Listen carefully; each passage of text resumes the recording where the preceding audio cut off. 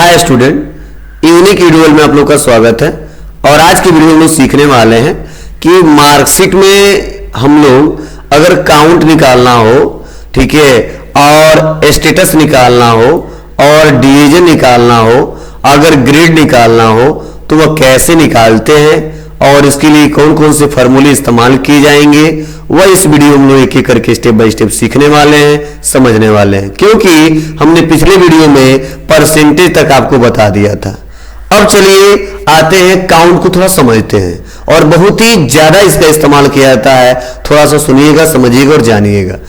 Count जो है ये हम निकालने क्यों वाले हैं, ठीक है। काउंट का यहाँ पे मतलब है गिनना। क्या काउंट का मतलब होता है यहाँ पे गिनना। अब काउंट क्यों प्रयोग करेंगे, काउंट निकालेंगे क्यों? क्योंकि हम लोग जानते हैं कि हमारे यहाँ रूल है कि जो 100 नंबर का ये हमारा एक सब्जेक्ट है, उसमें से कम हर एक स्टूडेंट का 33 नंबर अगर आएगा तो उसको पास माना जाएगा। अगर 33 से कम नंबर पाएगा तो उसको फेल माना जाएगा। जैसे हमारे यहाँ रूल है कि हर एक सब्जेक्ट में कम से कम कितना नंबर पाना चाहिए, 33 नंबर पाना चाहिए। अगर उससे कम आएगा तो वो फेल माना जाएगा और उससे ज्यादा आएगा तो या उसके बराबर आएगा तो वह पास माना जाएगा।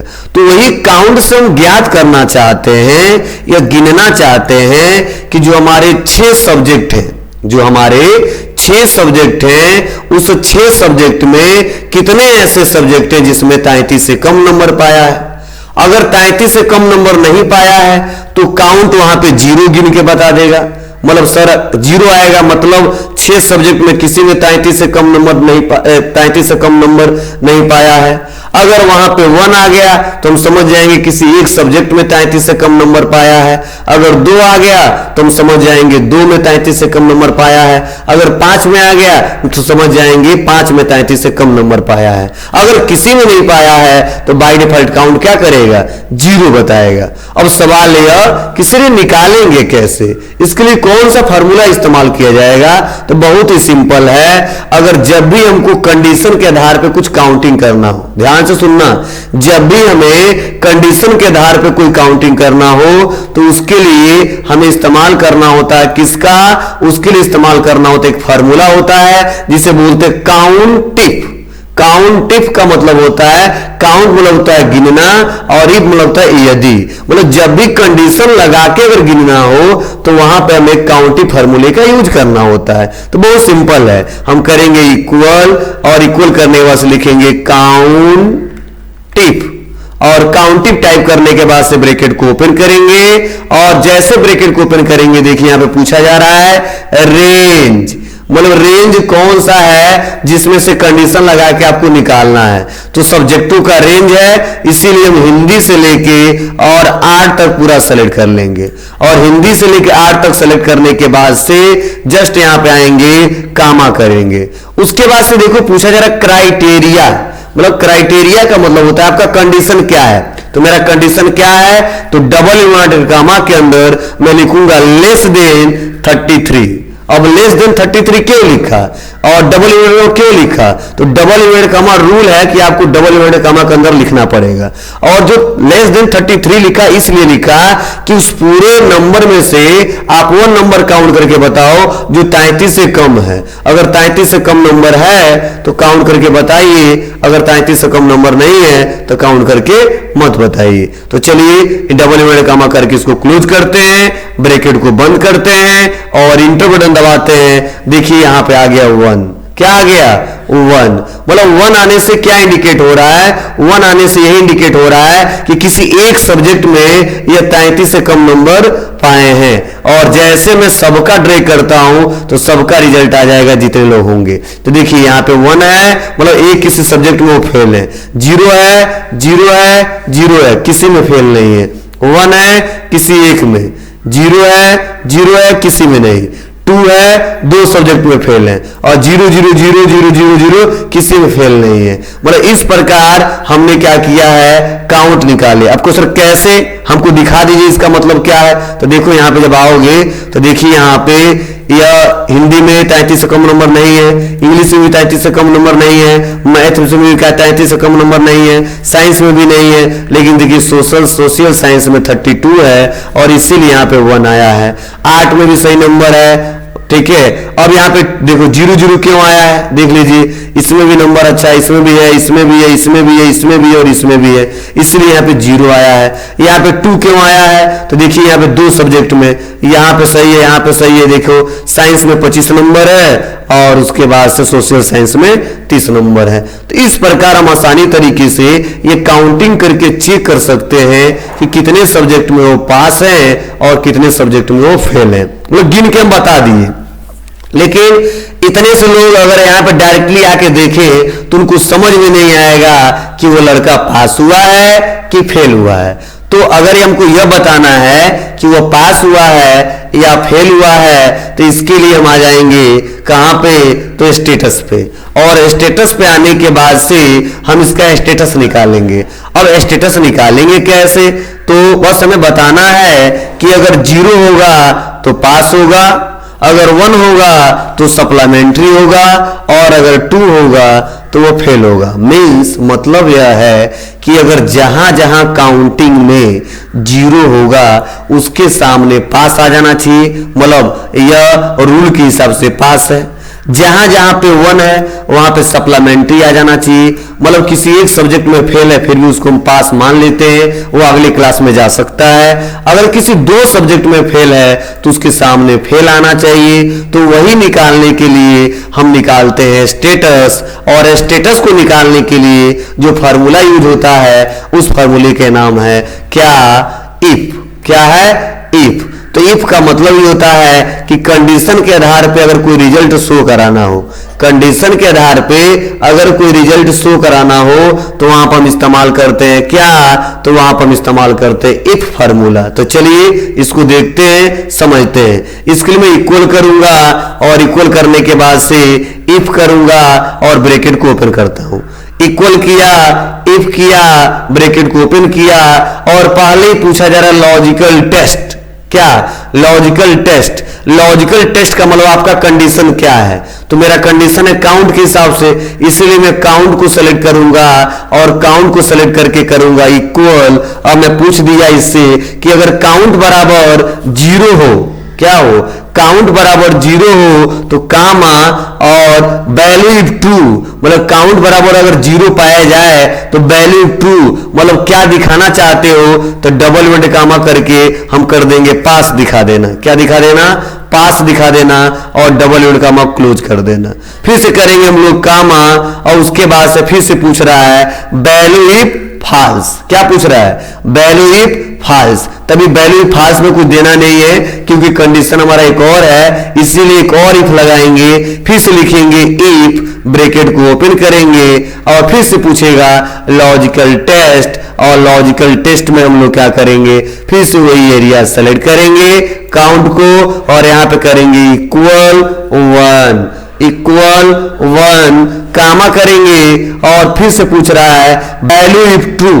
क्या पूछ रहा है, वैल्यू इफ ट्रू, और वैल्यू इफ ट्रू में मतलब 1 आए तो क्या दिखाना है, तो डबल इन्वर्टेड कामा करेंगे और 1 आए तो एसपी दिखाना है। क्या दिखाना है, एसपी, मतलब सप्लीमेंट्री दिखाना है और डबल इन्वर्टेड कामा क्लोज कर देंगे। फिर से करेंगे कामा और कामा करने के बाद से अब लास्ट में हमको क्या दिखाना है, अगर 0 आए तो पास हो जाए, 1 आए तो सप्लीमेंट्री हो जाए और उसके बाद आए तो क्या हो, 2 आए, 3 आए, 4 आए, 5 आए, 6 आए तो क्या हो, तो उसके बाद से जो भी वैल्यू आए वो फेल हो जाए, इसीलिए वैल्यू फॉल्स में हम बता देंगे क्या, तो इसके बाद से जो भी नंबर आए उसके सामने फेल लिख के आ जाए और डबल इन्वर्टेड कामा क्लोज करेंगे। इफ कितने बार ओपन किए, 2 बार ओपन किए हैं और इसीलिए कितने बार बंद करेंगे, 2 बार बंद करेंगे। ब्रैकेट को एक बार बंद किया, फिर से एक बार बंद किया और फिर से इंटर बटन दबाएंगे और देखो जैसे इंटर बटन दबाया 1 के सामने एसपी आ गया, मतलब सप्लीमेंट्री आ गया, 0 के सामने पास आएगा, पास आएगा, पास आएगा और ऐसे एक एक करके वो निकाल सकते हैं। तो देखिए 1 पे सप्लीमेंट्री, 0 पे पास, 0 पे पास, 0 पे पास, 1 पे सप्लीमेंट्री, 2 पे फेल।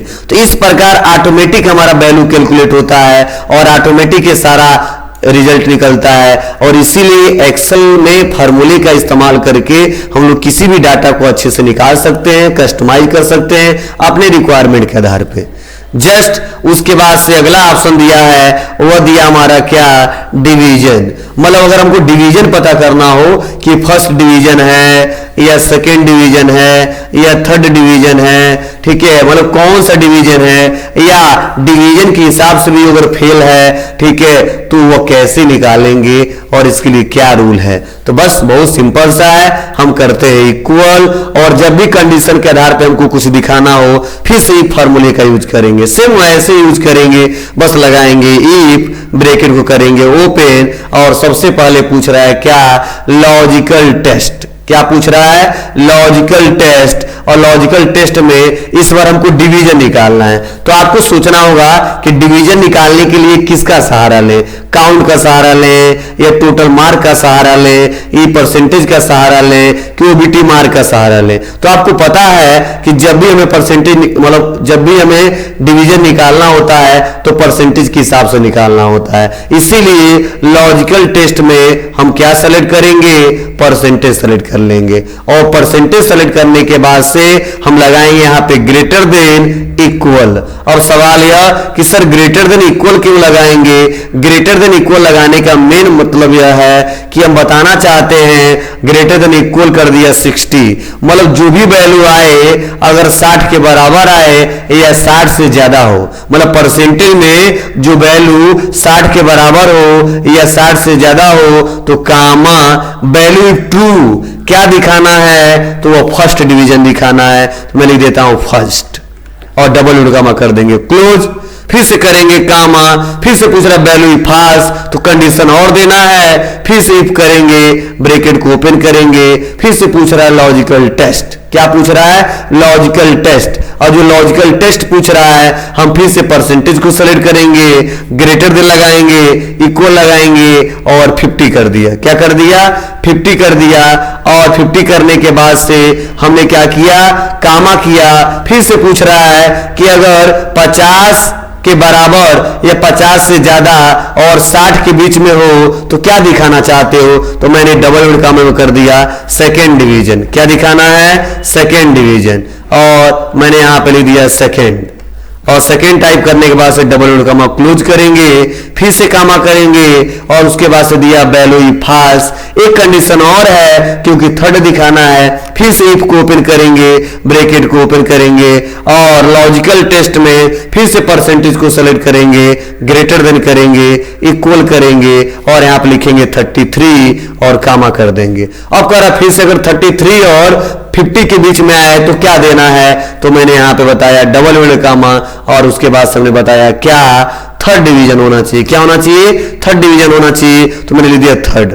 क्या लिख दिया, थर्ड, डबल उड़कामा क्लोज करेंगे, कामा करेंगे और उसके बाद से अगर फर्स्ट भी ना आए, सेकेंड भी ना आए, थर्ड भी ना आए तो क्या हो, तो वैल्यू फाल्स में हम दिखा देंगे क्या, तो यहां पे दिखा देंगे फेल। क्या दिखा देंगे, यहां पे दिखा देंगे फेल। और फेल करने के बाद से डबल उड़कामा करेंगे और इफ कितना बार ओपन किए, 3 बार ओपन किए, तो कितना बार बंद करना होगा, 3 बार बंद करना होगा, ब्रैकेट 1 2 3। और जस्ट जैसे मैं इंटर बटन दबाऊंगा, देखिए यहां पे परसेंटेज में कितना है, 67% है, 67 है, और इसीलिए यहां पे फर्स्ट डिवीजन आ गया है। सेकेंड में भी फर्स्ट डिवीजन आएगा, इसमें भी फर्स्ट डिवीजन आएगा, इसमें भी फर्स्ट डिवीजन आएगा, लेकिन देखो यहां पे 57 है इसीलिए सेकेंड आ गया है। और ऐसे एक एक करके हम लोग डायरेक्टली यहां से निकाल सकते हैं कि किसका कौन सा डिवीजन है। देखिए first first first first first,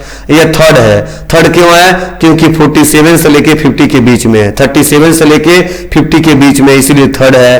तो ऐसे आसानी तरीके से इसको निकाल सकते हैं। अब कई लोगों का सवाल यह होगा कि सर इसमें तो सभी लोग फर्स्ट हैं, कुछ सेकेंड है, कुछ थर्ड है, कोई फेल नहीं है, लेकिन इसमें तो आप फेल दिखा दिए हैं।